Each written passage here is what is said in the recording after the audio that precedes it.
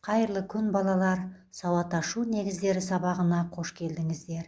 Сабағымыздың тақырыбы шөл дала мен сулы жер.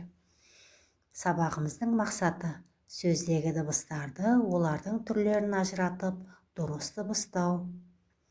Балалар, сабағымызды бастамас бұрын мен сендерді шаттық шеңберіне шақырамын.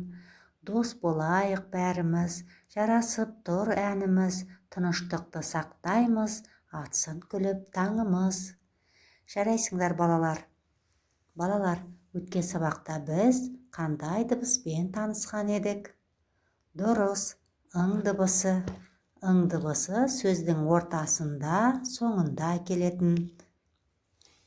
Ал енді балалар, бүгінгі тақырыбымызға ораламыз.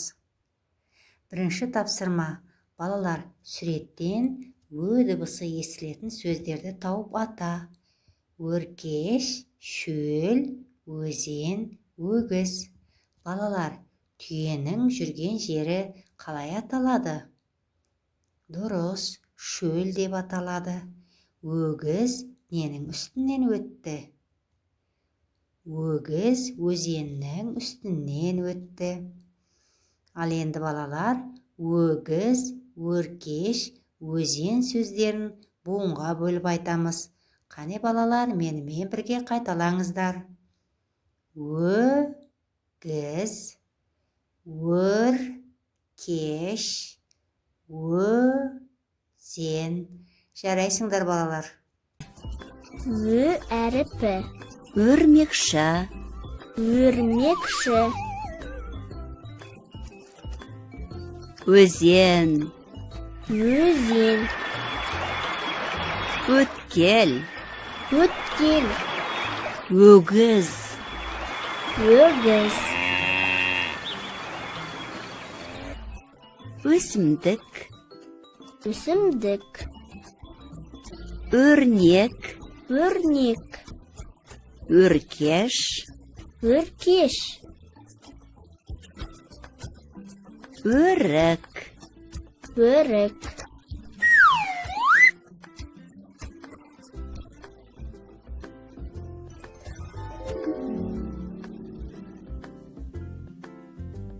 Ө дыбысы сөздің басында, ортасында кездеседі. Ө жіңішке дауысты дыбыс. Дыбыстық талдау жасағанда балалар қызыл түспен бояймыз. Екінші тапсырмаға қараймыз балалар. Суреттен не көріп тұрсыңдар? Дұрыс.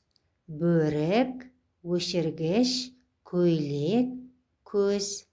Балалар, осы сөздерге дыбыстық талдау жасайсыңдар. Ө дыбысының орнын табасыңдар. Мысалы, бөрік сөзінде ө дыбысы бірінші буында тұр.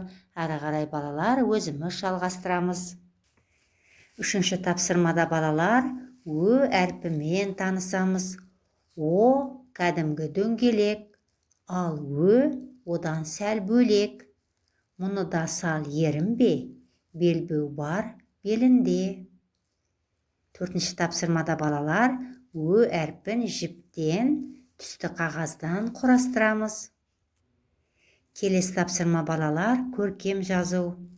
Сендер осы жерде оқулықта ө әрпін бастырып жазасыңдар. Осымен балалар, сауат ашу негіздері сабағымыз аяқталды.